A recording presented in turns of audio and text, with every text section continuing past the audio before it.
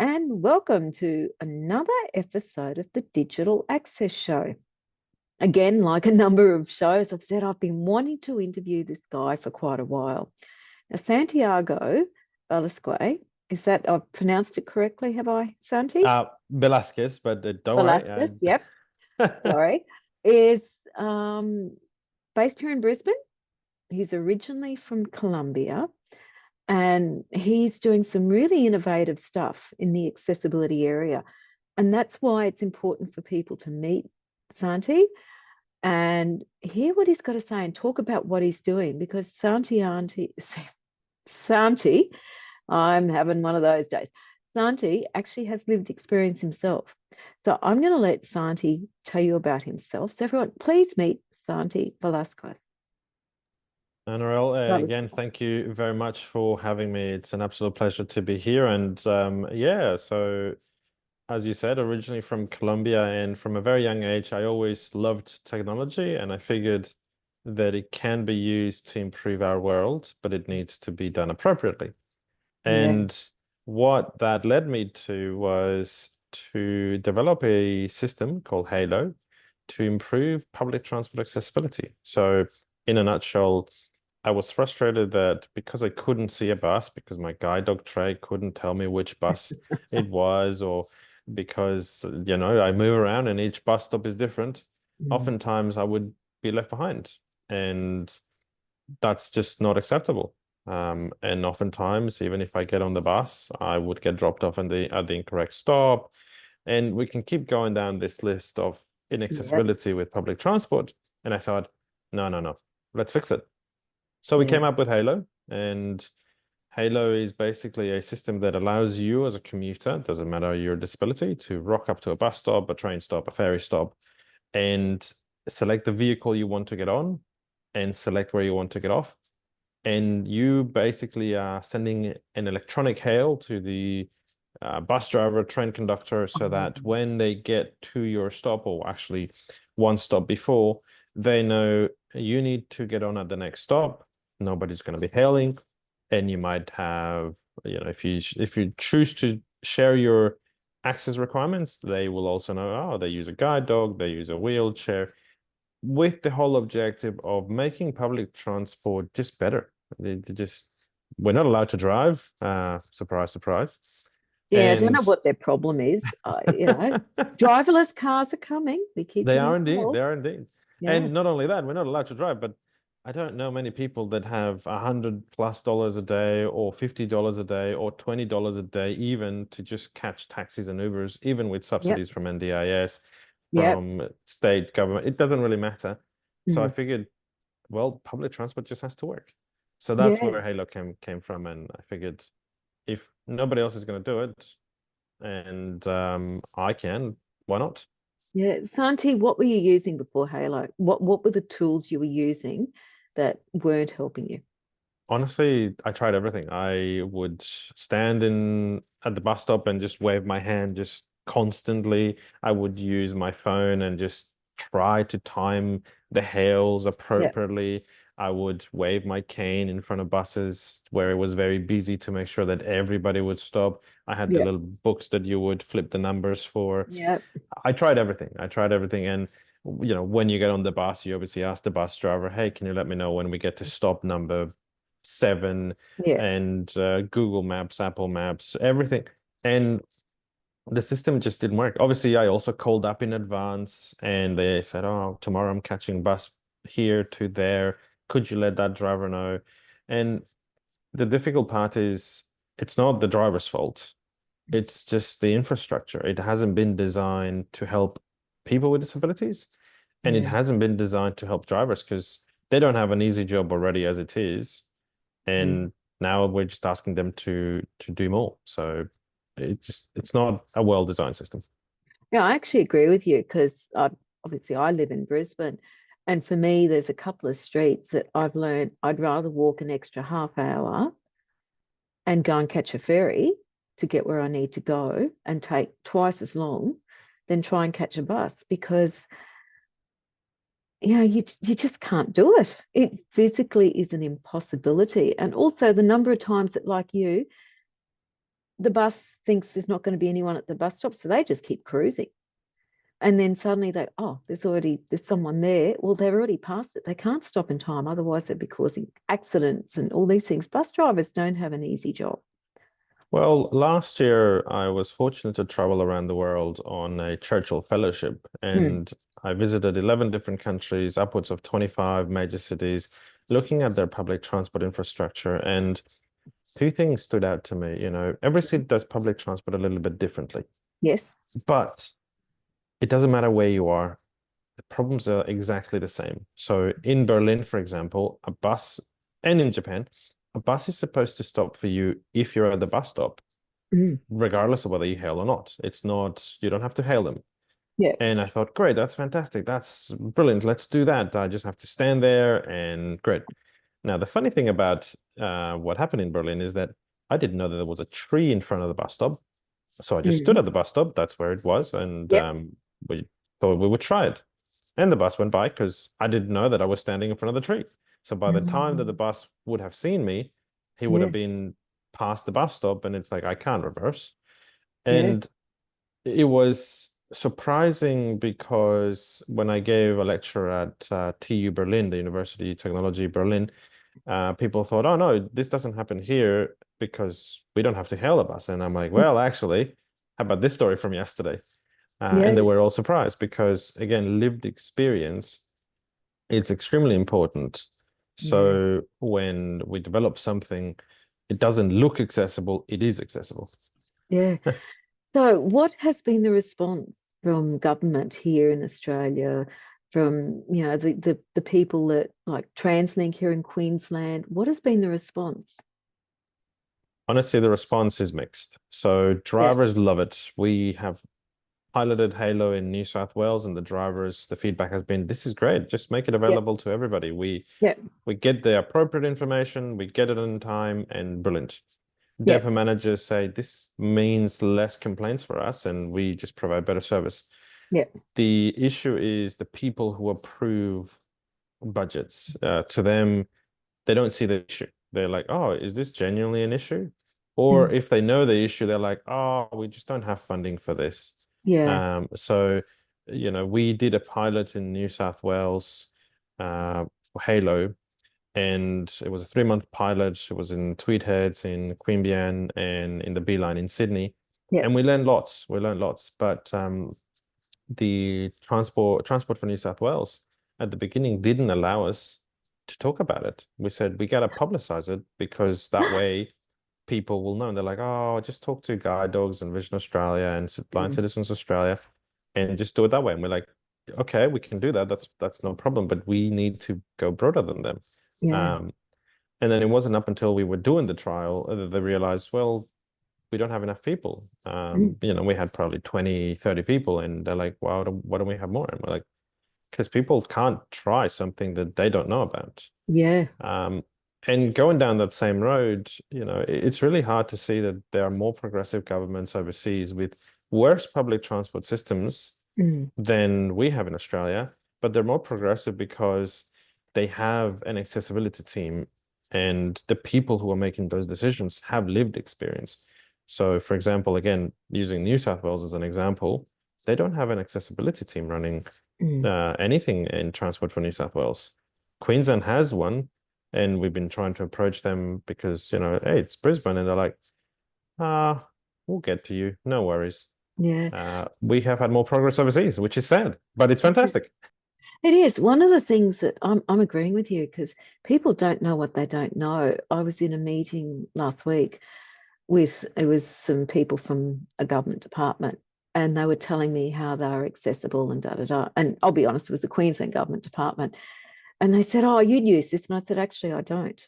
And they said, "Why?" I said, "Most people with vision impairment don't use it." A classic, okay, is TransLink. Do you use the TransLink app? I No, don't. the fact that it's a containerized website makes Mm. it terribly inaccessible. Exactly. And I said the same thing. And they said, "Well, what do you use?" And I said, "Well, we use Google Maps, we'll use Apple Maps, we'll use like Blind Square." So there's tools that we use that people don't know about. And they said, "But we didn't know about these tools." And I said, "Well, get people, I felt like saying, just get people with lived experience in, for anything with accessibility, digital accessibility, physical accessibility, people with the lived experience are the ones because they're living it daily. The biggest thing that I would love for people to know, regardless of where you are, right? A lot of Mm, people say, oh, accessibility is just a chore. We have to comply with the yeah. rules and it's expensive. It's like people who have a disability are the best and most loyal customers Mm, because we don't have a lot of options, right? It's not like when we find something that works, we will stick by it yeah. until the day we die.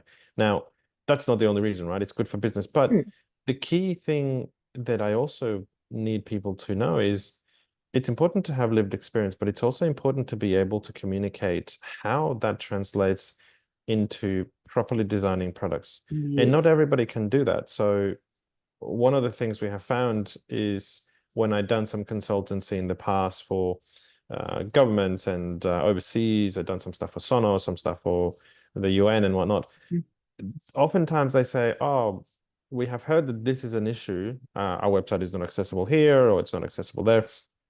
But developers don't know how to fix that. And the reason why sometimes they don't know how to fix that is because at universities, we don't get taught that there's no exactly. teaching about that. So Yeah. unless you pick a master's degree on digital accessibility in 4 or 5 universities across the world, you know about the web accessibility standards, and that's Mm, fantastic. That's a great start. But the nitty-gritty of, oh, there is a difference between writing an app in React Native or Flutter, and how do you do accessibility labels so that the button and the label are read at the same time yeah. by a screen reader? That is not known. It's very hard. And as a user, it's very difficult for you with lived experience to be expected to know, hey, this button, the label and the button aren't combined, therefore that's why it sounds this way. Yeah. And that's where we find the issues. I People just agree. don't know. They just don't know. They don't know. And I look back to when I initially did uni, and it was actually way before the WCAG standards. And I mean, the internet wasn't even developed then. So, I mean, we're talking the 80s when I initially did uni. So the progress of technology has been so quick to the point now where they're talking about how AI is going to solve the issue. And I keep saying it's not going to fully solve the issue. It can't because people use the tools. The moment you add that people factor in, you know, it becomes an exponential problem, doesn't it? Because everyone will do something in a slightly different way. That means it may not be accessible. You can try and aim for the most, but I do think it should be the basis of every uni course now that a document structure Well, is, not only is that, taught and people know how to apply the document structure.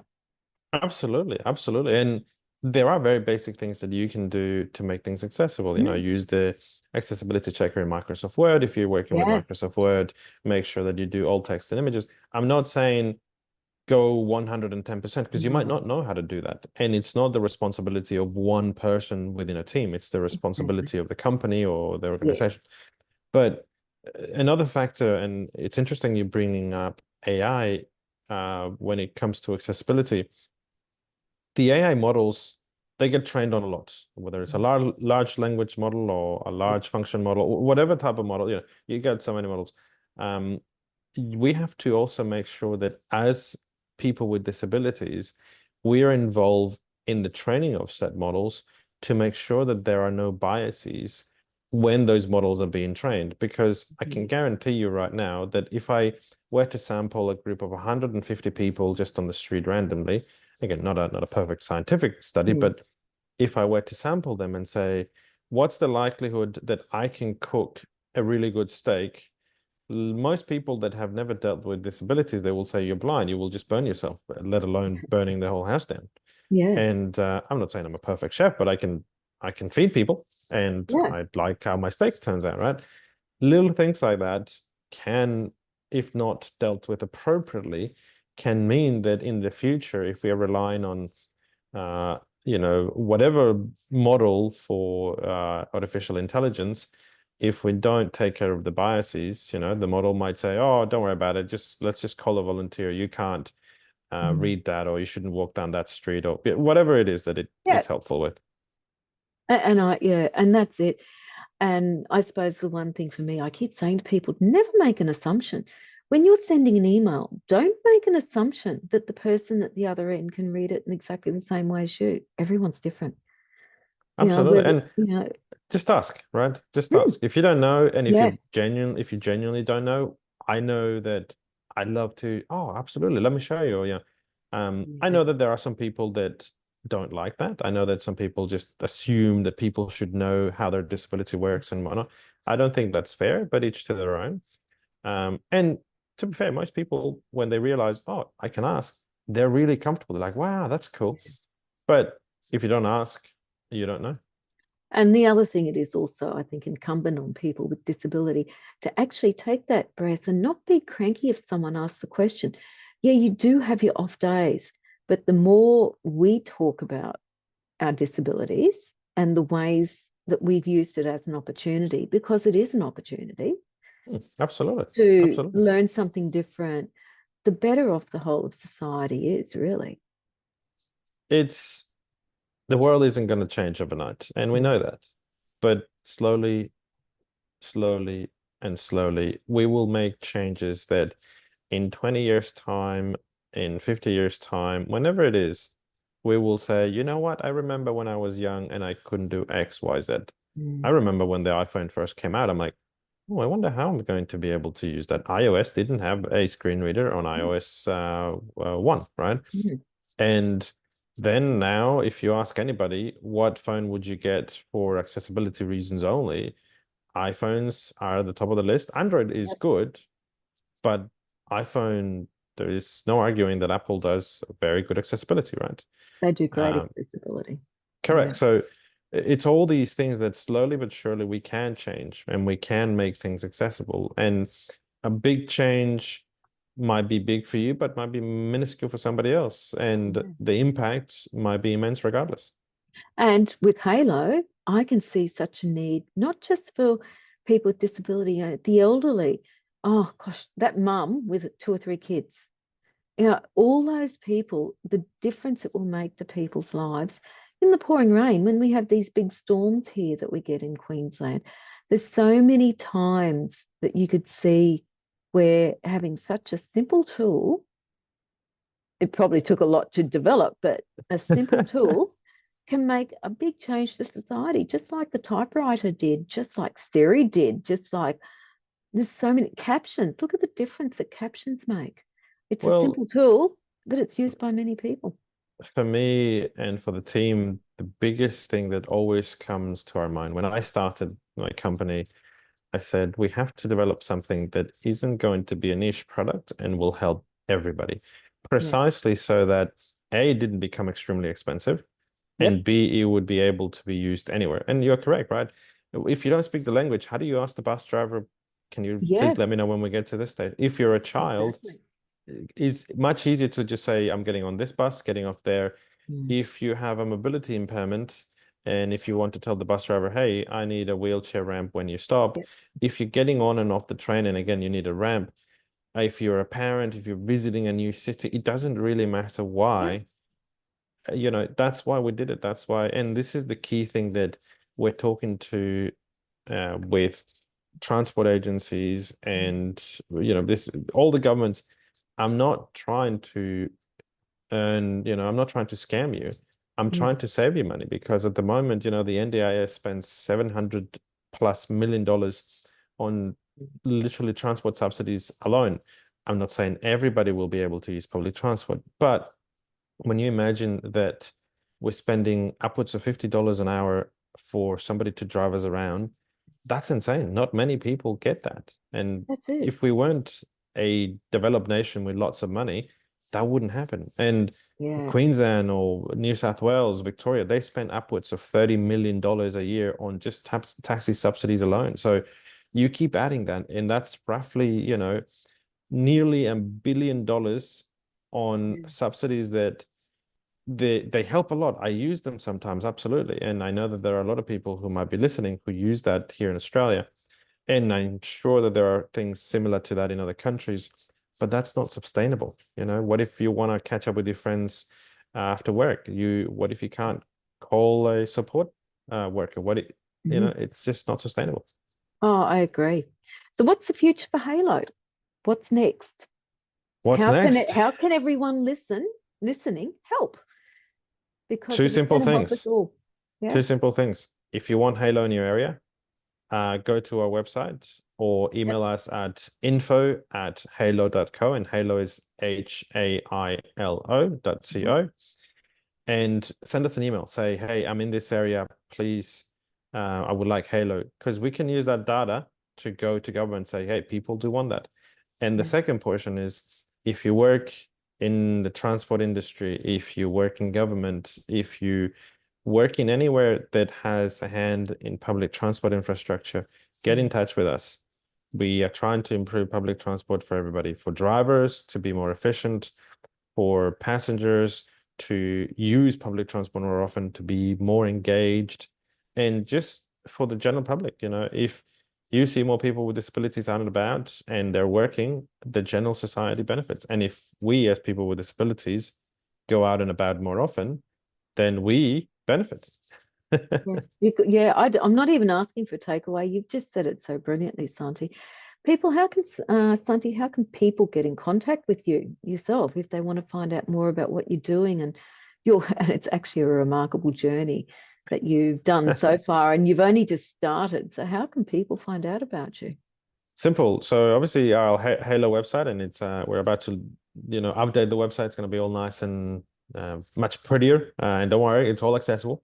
Oh, I thank tested you. myself. Thank you. Have you Um, tested it for everything, for absolutely. all the WCAG? Oh man, don't get me started with that. Absolutely. And we're Wonderful. trying to go above and beyond WCAG, because yes, they're 13. I digress. That's a whole other That's podcast. We can have a another chat. podcast. Yep.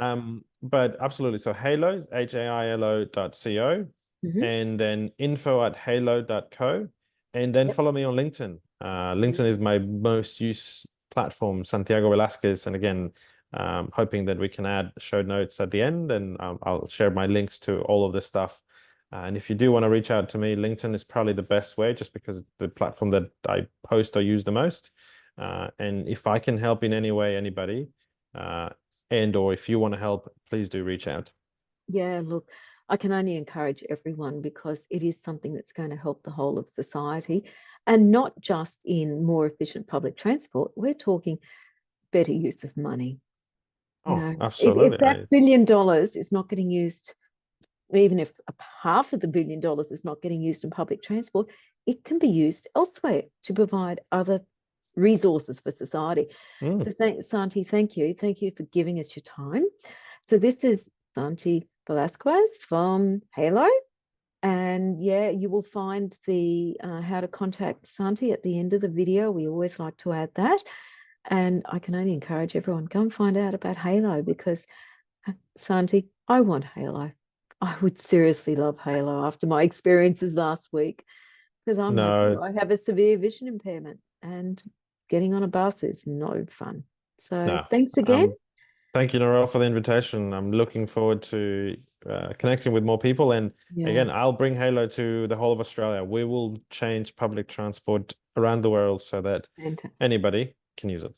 Yeah, so this is the latest episode of the Digital Access Show. Look, please like, subscribe, share it with everyone, tell everyone, because we are about how to help the community understand about digital accessibility, physical accessibility, and the opportunities that people with disability have that, yeah, some normal people will never get.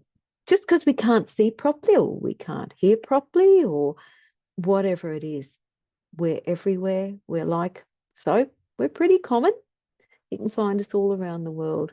And after all, a figure I heard the other day in US dollars, people with disability in the world have 6 trillion spending dollars Yeah, every year. actually, we would be the third largest economy in the world. Oh yeah, we would too. Yeah, So we're yeah, pretty come big. and join. We are a big economy.